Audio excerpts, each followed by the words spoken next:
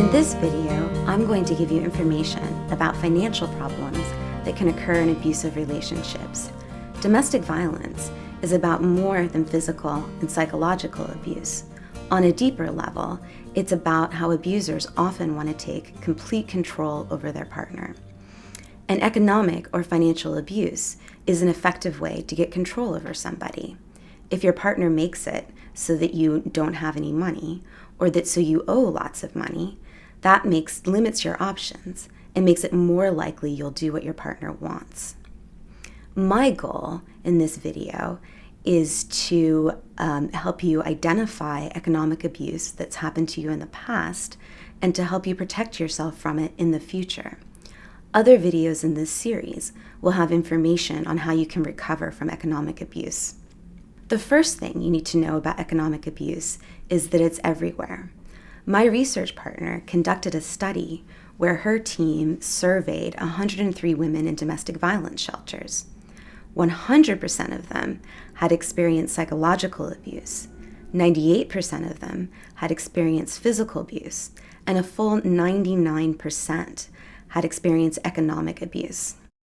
The next thing you need to know about economic abuse is that it really hurts. When people who have experienced domestic violence can end up owing hundreds or even thousands of dollars in debt. And it can hurt your credit rating. And these days, good credit can be important for getting jobs and housing, not just for getting loans. In the rest of this video, I'm going to discuss two types of economic abuse, and then I'm going to talk about some steps for how you can prevent it.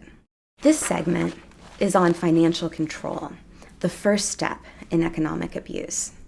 In a healthy relationship, partners often make decisions by compromise, negotiation, and delegation. For example, your family needs a new appliance. One partner says you need it. The other partner says you don't have the money. You might compromise by deciding to set aside a little bit of money every month to save up for the appliance. Negotiation is the discussion the partners have to reach a compromise. So one partner might suggest one solution. The other partner might say, let's do something slightly different. They go back and forth until they come up with an idea that both people think is okay. That's negotiation. A third approach is delegation. If you need to find cheaper car insurance, one partner might offer to go and get quotes from different companies and bring those quotes back to the other partner so they can make a decision. That's delegation. In contrast, in an abusive relationship, financial decisions can be made by only one person who convinces, pressures, or forces you to comply with doing financial decisions the way they want them to go. Abusers often seize control over their partner's finances. Next, I'm going to describe some examples of financial control. You may recognize some of these circumstances, or you may recognize situations like them. Think about whether they have happened to you in the past. First example. Your partner says, I want you to be a stay-at-home mom. In a healthy relationship, you feel like you have a choice. You might say, no, I'd rather keep working. Or you might propose that you work part-time. Or maybe staying at home with the kids is exactly what you want to happen. The point is, in a healthy relationship, your opinion and your feelings matter. But saying that you want you to be a stay-at-home mom could be a form of economic abuse if they say it in a way that makes you feel like you don't really have a choice. Or if every single time you go to work, they give you a guilt trip about not being home with the kids. In that case, having you stay at home could be a way for your partner to get financial control. It could result in you being cut off from financial independence and being more vulnerable to your partner's control. Next example of financial control. Your partner says they're better at budgeting or balancing a checkbook. And they say it in a way that makes you think it would be dangerous to say, I don't mind doing it. If that happens, then that's financial abuse. And your partner could be trying to gain control over the family finances. Third example of financial control. You ask a question about money, and your partner explodes in anger or becomes abusive. Or maybe you ask about a bill, and your partner says, "Don't worry, I'll take care of it," in a way that makes you feel like you don't have a choice. Or maybe you notice that the mail is no longer coming to the house, or maybe the bills are no longer coming to the mailbox. Any of these situations can mean that your partner is trying to keep you from having information about money or how bills are being paid. Next example of financial control. Your partner demands that you give them your paycheck or your child support money, and they say this in a way that it doesn't seem safe to refuse. Then maybe they put you on an allowance, or maybe make you ask for money every time you go grocery shopping. Your partner is probably trying to prevent you from having any money. That's financial control. Financial control can increase your partner's power over you, and it can make it difficult for you to make informed decisions about money, which can hurt you and your children. In the next segment, I'm going to discuss the second type of economic abuse. This segment is about financial exploitation, which is when abusers try to hurt their partners financially. It can create coerced debt, which is money you owe because your partner tricked you, lied to you, or made you think it was unsafe to refuse their demands. Financial exploitation can increase your partner's power over you and can limit your choices, especially if you decide that leaving the relationship is your safest option. You may recognize some of these situations or situations like them. First example of financial control. Your partner wants to put all of the household bills in your name because they say they have bad credit. You think this doesn't sound quite right, but you think you might get hurt if you argue. That's economic abuse. If your partner doesn't pay the household bills, or if you leave the home you share, you could end up owing hundreds or even thousands of dollars. But sometimes this happens in the opposite way. Your partner could refuse to put you on the lease or the utility accounts, or could refuse to add your name to the title to a car that you guys have, even though you're helping to make the payments. In these situations, your partner could use the lease or the utilities to threaten you. The threat could be to make you leave the apartment, or that your partner will turn off the utilities. With the car, your partner could be trying to deprive you of the car if you leave the relationship, or your partner could be trying to prevent you from building a good credit history. Your partner says that you should go back to school and finish your degree. College may sound like a great idea, but then your partner wants you to take out student loans and pressures you about student loans all of the time. Your partner may be planning to take the student loan money for themselves rather than paying it to the school. If that happens, you could end up owing money to the school and to the lender. Even worse, student loan debt is very difficult to escape from. Next example. Some abusive partners open credit cards in their partner's name, a form of identity theft. Credit card companies usually prevent identity theft by asking for personal information, like your mother's maiden name or your date of birth. But your romantic partner has this personal information, which makes it easy for them to open cards in your name. This type of coerced debt is difficult to prevent and difficult to discover. In the third segment of this video, I will have some options about how you can prevent and discover it. Last example of coerced debt. Your partner says, "Here, sign this." You could find out later that your partner has borrowed money that you have to repay. Or you could discover that your signature gave your car to your partner, or that your signature allowed your partner to completely own the house that both of you used to own together. The worst part of all of this is that owing money on bills that are not being paid, even because of your partner's actions, can hurt your credit rating. And credit ratings are no longer just for getting loans. Employers, landlords, And utility companies use credit ratings too. In the next segment, I'll talk a little bit about what you can do there. Do any of these scenarios sound familiar? Or maybe you're now worried about them happening in the future. If I've done my job, you now know how to recognize economic abuse. But now that you have this information, you're probably wondering what you can do about it.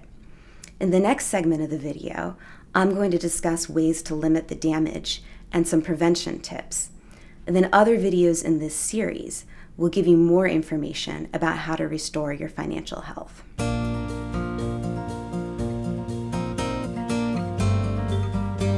Now that you know how to recognize economic abuse, I'm going to discuss some ways you can prevent further damage. But before we get started, I want to be clear that you should not do any of the steps I'm suggesting if it doesn't seem safe to do so. Your safety is your first priority.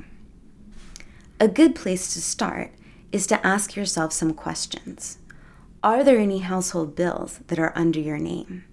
It could be the lease to the apartment, a cell phone bill, or a utility bill. Your name could be on the lease or bill with just your name, or it could be with you and your partner being on the lease or bill. In all of these situations, it can cause financial problems for you. For example, if you need to leave the apartment that your lease is on, you could end up owing money to the landlord. Here are some ways to prevent this kind of damage. Some states allow people to break their lease when they're leaving in an apartment to escape domestic violence. But even if you don't live in one of these states, you can often persuade your landlord to remove you from the lease if you're no longer living there. Working with a lawyer or an advocate can help. With utilities, you can call the utility company and say you no longer live in the apartment and want to remove your name from the account.